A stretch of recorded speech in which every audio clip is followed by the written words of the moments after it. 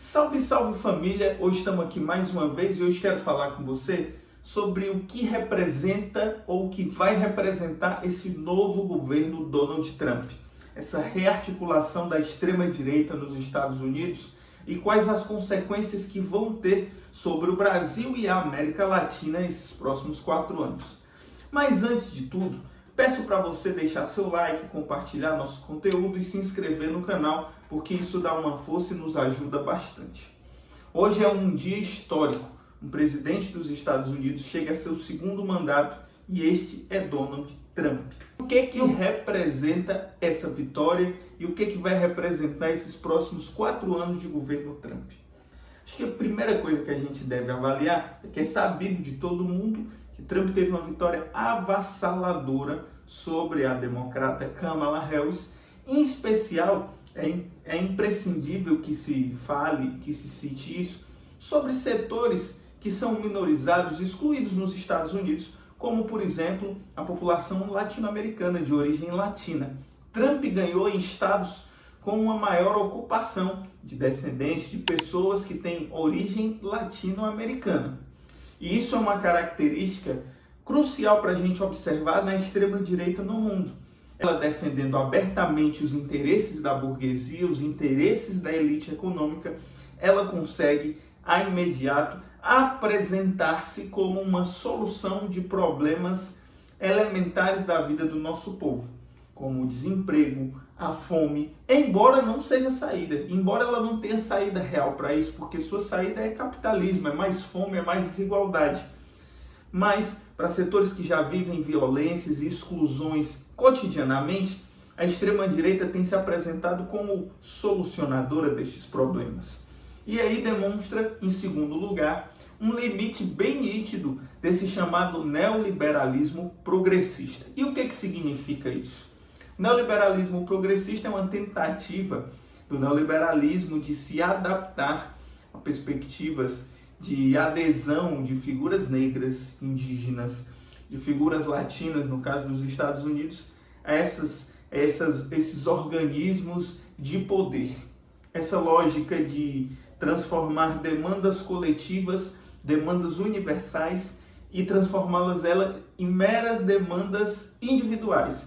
Ou seja, para o neoliberalismo progressista, é fundamental, por exemplo, você colocar pessoas negras como CEO de empresas, como chefes em alguns órgãos governamentais, só que isso, na raiz dos problemas, efetivamente não tem mudado a vida da população negra, por exemplo.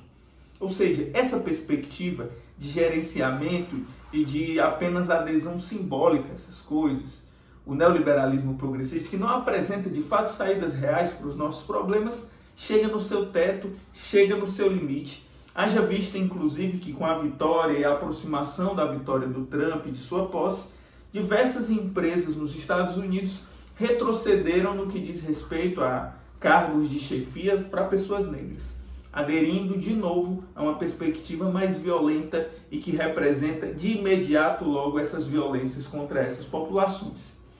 Em último lugar, é a intensificação de um discurso belicista e violento, que já é muito presente nos Estados Unidos.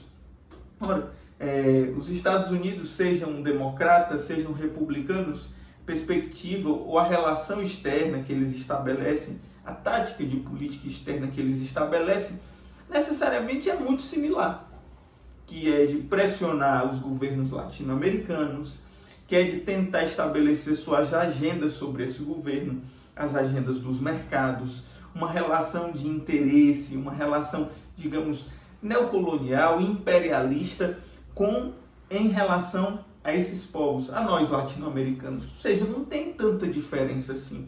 Concretamente, republicanos e democratas representam os interesses dos Estados Unidos. Só que você tem um elemento que é agravante nessa situação. Se você tinha um governo que de alguma forma queria estabelecer algum diálogo, mesmo sob esse prisma, agora você tem um governo que abertamente se propõe a fortalecer a agenda da extrema-direita no mundo.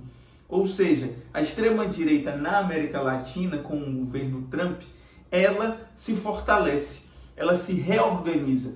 ela, digamos, colhe os cacos das suas derrotas últimas e se restabelece como um polo aglutinador e que pode, no caso da eleição brasileira, sagrar-se vitoriosa nas próximas eleições. E o que eu estou falando aqui da extrema-direita tem pouca ou quase nenhuma relação do que é o Bolsonaro. As últimas eleições municipais, a ascensão de figuras como Nicolas Ferreira, Pablo Marçal, Tarcísio de Freitas, demonstram que a extrema-direita ela é muito maior, esse sentimento ultraconservador é muito mais forte do que representado a partir da figura do Bolsonaro, que parece que se tem uma renovação muito mais rápida do que o campo progressista. E, por último, queria apresentar como perspectiva o que a gente pode entender para o próximo período no Brasil. Para o próximo período no Brasil, você vai ter uma pressão ainda maior sobre o governo Lula, do ponto de vista da política externa, uma pressão muito maior sobre a Venezuela. Então você vai ter países que vão ficar ainda mais encurralados. No caso brasileiro, de um lado você vai ter essa pressão forte da extrema-direita, essa intensificação dessa agenda, o fortalecimento desses grupos, a partir de uma aliança entre Trump e as Big Techs, em especial agora Meta e o X do Elon Musk. Você vai ter essa aliança, fortalecimento dessa agenda nas redes sociais, na internet, sem qualquer aspecto de moderação. E do outro lado, você vai ter um governo que foge da mobilização e da luta popular, que parte dele, ou digamos, as mentes pensantes do governo, se pautam a partir de um pacto conservador, se pautam a partir de um pacto, de um consenso. O governo federal hoje, o governo Lula, que é um governo que foi eleito pela esquerda, é um governo que foge, tem muito receio de chamar a população a se mobilizar. E, além disso, estabelece uma agenda que, digamos assim, em grande medida tem uma série de contradições. Que se de um lado você tem avanços na política educacional, com pé de meia ou com outras medidas, que também são medidas, digamos, limitadas, que têm nítidos limites, do outro lado você tem a adoção de uma agenda da Faria Lima. Ou seja, você vê um governo encurralado que, de certo modo, sofre uma pressão e vai sofrer uma pressão ainda mais forte da extrema-direita por conta da vitória do mandato do Trump, e que do outro lado você tem a Faria Lima que quer mais. E que essa aliança com a Faria Lima ela não é duradoura. Faria Lima, na verdade, ajudou a eleger o Bolsonaro. E que quer mais, que é a destruição de mais direitos, que é o enfraquecimento ainda maior do Estado brasileiro. Ou seja, o governo se coloca e está posto numa condição extremamente desprivilegiada. E o que resta para nós nesse sentido? Acho que é necessariamente a gente fazer uma reflexão crítica, ter responsabilidade com a conjuntura, entender que temos uma extrema-direita a enfrentar. No entanto, há que se observar que essa tática baseada em um consenso amplo e numa política baseada em um neoliberalismo moderado, e que do ponto de vista da política mais geral, pauta-se a partir de uma democracia liberal que não tensiona, que não faz enfrentamentos, demonstra extremamente equivocada.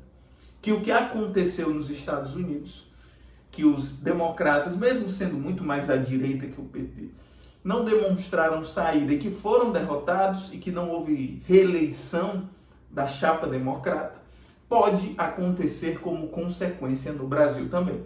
Ou seja, nós podemos ter em 26 uma retomada e uma retomada, digamos assim, acabei de falar inclusive, um resgate, uma vitória da extrema-direita e, nesses casos, retornando ao poder, retorna-se com muito mais força, com muito mais legitimidade de efetivar, aí sim, seu programa real do ponto de vista político e econômico.